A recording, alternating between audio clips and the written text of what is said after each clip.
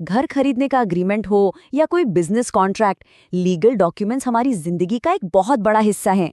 पर कभी सोचा है कि ये इतने पावरफुल डॉक्यूमेंट्स बनते कैसे हैं?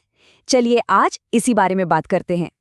ये एक ऐसा सवाल है जो हमें सीधे लीगल प्रोसेस के दिल तक ले जाता है, और इसका जवाब अक्सर पर्दे के पीछे छिपी एक कला में है।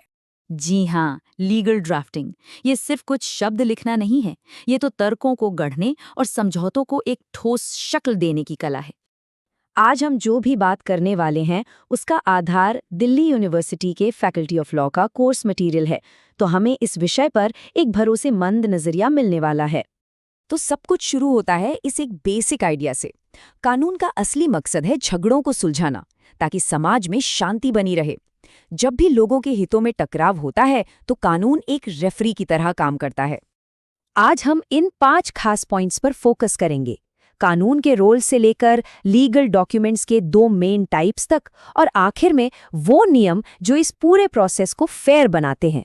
कानून को अच्छे से समझने के लिए हमें पहले इसके 2 हिस्सों को समझना होगा। इसे ऐसे सोचिए जैसे एक खेल के नियम होते हैं और फिर उस खेल को खेलने का तरीका होता है। तो ये स्लाइड कानून की बुनियाद को बहुत अच्छे से समझाती है। एक तरफ है सब्सटैंटिव लॉ, जो हमें बताता है कि हमारे अधिकार और कर्तव्य क्या हैं, जैसे इंडियन पीनल कोड।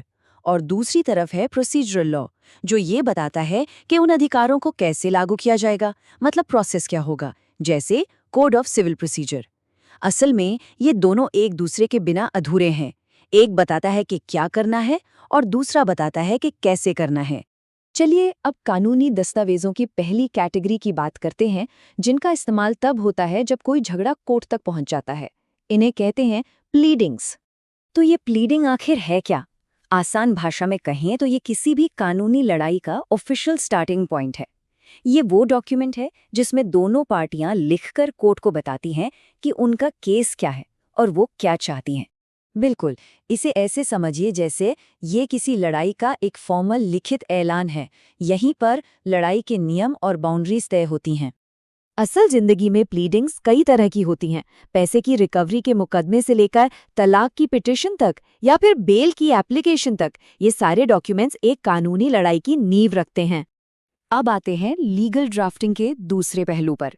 यहाँ लड़ाई नहीं बल्कि समझौते होते हैं। इसे कहते हैं कन्वेंसिंग। कन्वेंसिंग का सीधा सीधा मतलब है प्रॉपर्टी का अपने मर्जी से ट्रांसफर। जब कोई प्रॉपर्टी खरीदता, बेचता या किसी को गिफ्ट करता है तो इस पूरे प्रोसेस को कानूनी शक्ल देने वाले डॉक्यूमेंट्स कन्वेंसिंग में आते हैं। और ये बहुत ज़रूरी है क्योंकि एक सही डॉक्यूमेंट भविष्य के महंगे झगड़ों से बचाता है, और ये सब कोर्ट के बाहर होता है। मतलब अगर प्लीडिंग्स लड़ाई का ऐलान है तो कन्वेंसिंग किसी भी सौदे या समझौते की ऑफिशियल रूल बुक है। ये पक्का करती है कि सब कुछ साफ और कानूनी तौर पर पक्का हो। और ये स्लाइड तो एकदम क्रिस्टल क्लियर कर देती है। प्लीडिंग्स मतलब कोर्ट में लड़ाई के लिए, ये लड़ाई के हथियार हैं। कन्वेंसिंग मतलब कोर्ट के बाहर समझौते के लिए, ये शांति के साधन है। ये कन्वेंसिंग वाली डॉक्यूमेंट्स तो हम सब अपनी जिंदगी में देखते ही हैं। घर की सेल डीड, दुकान का लीज अग्रीमेंट, कोई पार्टनरशिप डीड या फिर एक वसीयत, ये सभी कन्वेंसिंग के ही उदाहरण हैं।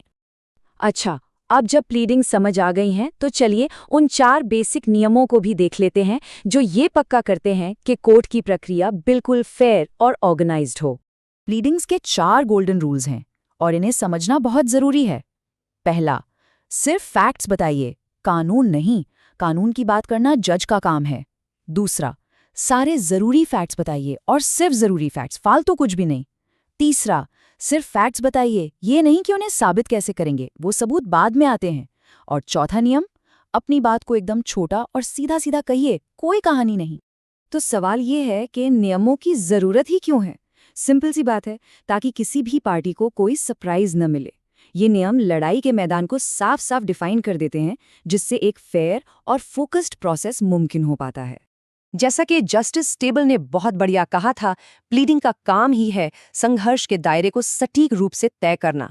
ये झगड़े को फैलने से रोकता है और इसे सिर्फ मेन मुद्दों तक ही सीमित रखता है। और ये हमें आज के दौर के एक बड़े सवाल पर लाकर छोड़ देता है।